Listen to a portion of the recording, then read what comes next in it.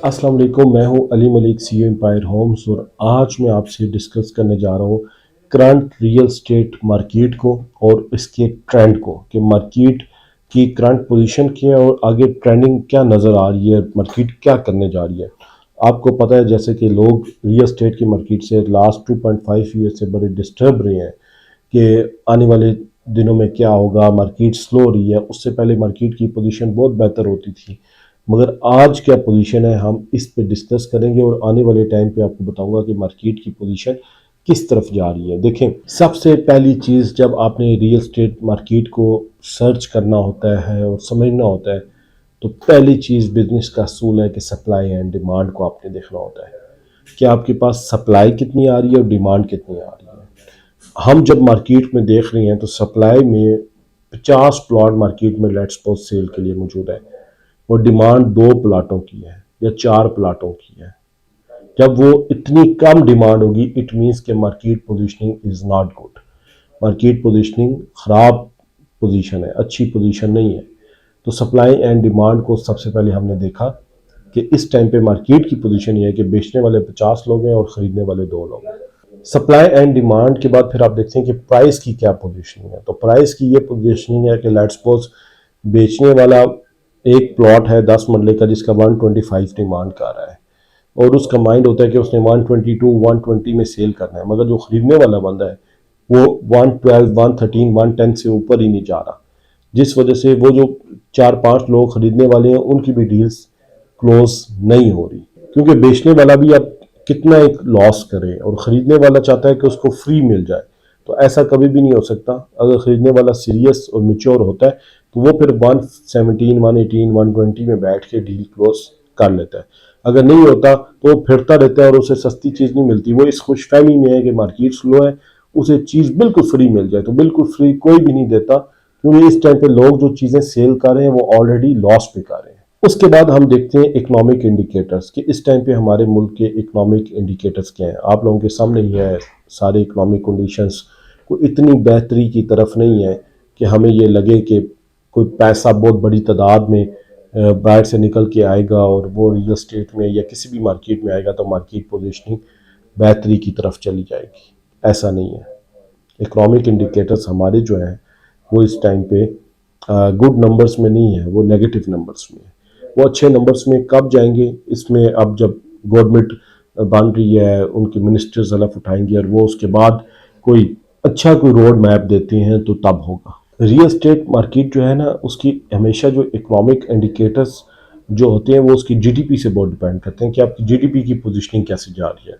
2020-21 में जब real estate की मार्केट बहुत बेहतर थी तो उस टाइम पे आपका जीडीपी 5-6 फिगर में था। आज आपका जो है 1 पे है। तो इस वजह से जब जीडीपी आपका नीचे आया तो रियल एस्टेट की मार्केट भी आपकी नीचे आ गई। फिर रियल एस्टेट की मार्केट को जो आप एनालाइज करते हैं, उसके ट्रेंड को देखते हैं, वो लोकल डेवलपमेंट्स की वजह से देखते हैं कि आप जिस एरिया में रियल एस्टेट का बिजनेस कर रहे हैं वहाँ पे जो लोकल डेवलपमेंट है उसकी पोजीशन क्या है। मतलब कोई डबल रोड गुजर रही है, कोई बन रही है, उसको अगर आप देखें तो लोकल डेवलपमेंट में अगर हम एक B17 मल्टी गार्डन की लेट्स सपोज में आपसे बात कर रहा हूँ तो आप मारगला रोड को देखेंगे, मारगला रोड बन गया। फिर रिंग रोड एक बहुत बड़ी पिंडी इस्लामाबाद में बन रही है, जिससे फ्यूचर में लोगों को फायदा होगा। आज अगर इकोनॉमिक कंडीशन बुरी है, नहीं हो रहा, मगर वो 4 साल बाद 5 साल बाद लोगों को एक बहुत बड़ा इम्पैक्ट आएगा और जब झटका आएगा तो अच्छा खासा रेट का झटका आएगा। तो ये जो लोकल डेवलपमेंट है बेसिकली ये रियल एस्टेट मार्केट में एक बेहतरीन असर डालती है। तो ये जो रोड्स हैं आपकी, जो शहरों को देहात से मिलाती हैं, या आपके शहरों में जो रोड्स नई रोड्स बन रही होती हैं, ये बेसिकली बिजनेस एक्टिविटीज क्रिएट करती होती हैं। तो लोकल डेवलपमेंट जितना हम बेहतरी की तरफ आस्ता आस्ता जाएंगे, अगर हम इस्लामाबाद पिंडी की अगर मैं अभी बात करूं आपसे, तो रिंग रोड जो है वो एक बहुत बड़ा इम्पैक्ट डालेगी आने वाले टाइम पे मार्केट में। मारगला रोड 100% कंप्लीट अभी नहीं हुई, उसका लास्ट पैच रहता है, वो बन गया, मगर बीच में रोड हर टाइम पे ब्लॉक होती है, कभी कहीं से काम लगा हुआ है, कभी कहीं से काम लगा हुआ है।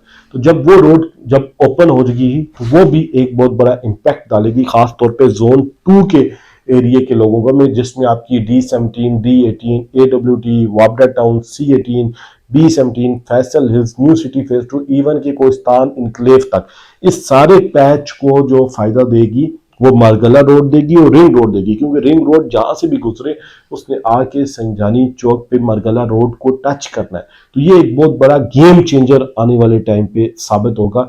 इस वजह से ये जो लोकल डेवलपमेंट है रियल एस्टेट की मार्केट में, ये बड़ी जरूरी चीज होती है। और जिस एरिया में आप रियल एस्टेट की मार्केट का काम कर रहे हैं उसकी हर टाइम पे जो ट्रेंड और पोजीशनिंग है वो चेंज होती रहती है। अगर आप ये कहें कि आज जो रियल एस्टेट की मार्केट है, एक एग्जांपल दे रहा हूँ जोन 2 की या B17 मल्टी गार्डन की, जो रियल एस्टेट की मार्केट की पोजीशन है वो 2 महीने बाद ये पोजीशन नहीं होगी, 2 महीने बाद हो सकता है मजीद बेहतर हो सकता है मजीद बुरी हो।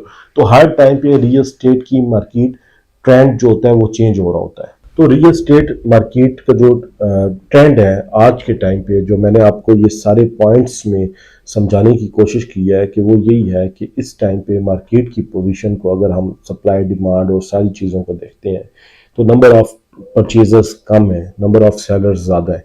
तो जब नंबर ऑफ सेलर्स और परचेजर्स इक्वल हो जाती हैं तो मार्केट एक प्राइम स्ट्रेटजी पे चली जाती है, प्राइम पोजीशन पे चली जाती है।